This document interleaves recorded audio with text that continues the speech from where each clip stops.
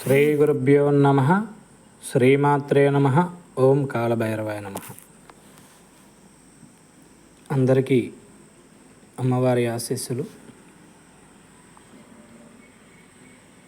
కాశీ వెళ్ళాలి అనుకుంటున్నటువంటి వాళ్ళకి నాకు తెలిసినటువంటి విధంగా ఒక చిన్న విషయాన్ని మీకు తెలియజేద్దామని అనుకుంటున్నాను.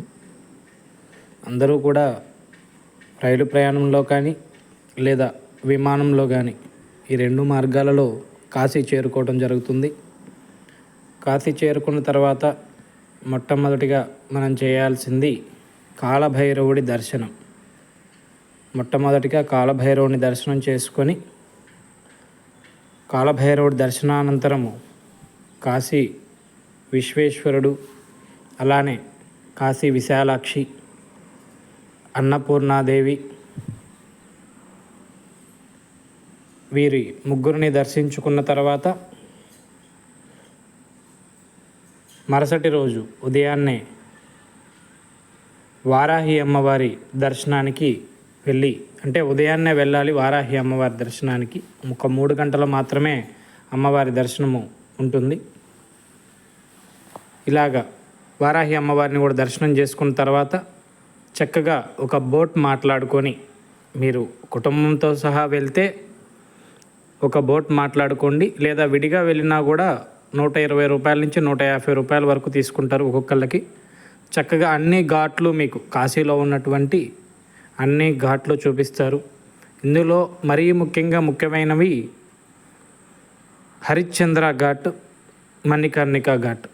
ఎందుకయ్యా అంటే హరిశ్చంద్ర ఘాట్లో మరియు మణికర్ణికా ఘాట్లో నిత్యము కూడా మృతదేహాలని దహన సంస్కారాలు చేస్తూ ఉంటారు.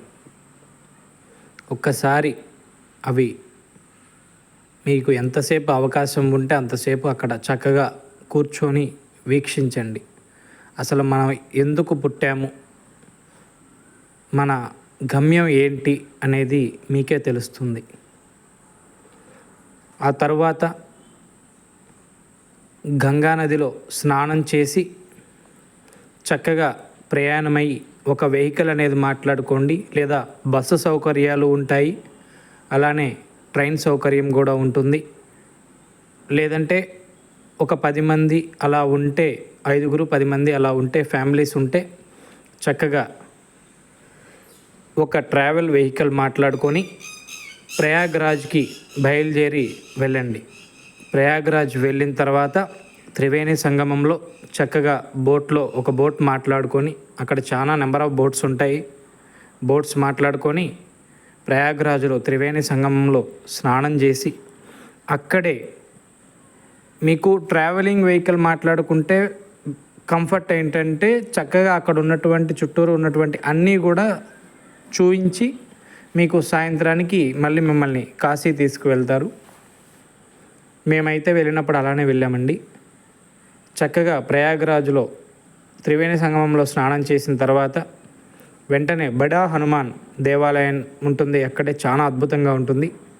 ఆయన స్వామివారిని దర్శనం చేసుకొని వచ్చిన తర్వాత మాధవేశ్వరి అమ్మవారి శక్తిపీఠం, అమ్మవారి చెయ్యి భాగం పడినటువంటి ప్రదేశము, చాలా అద్భుతమైన శక్తిపీఠము.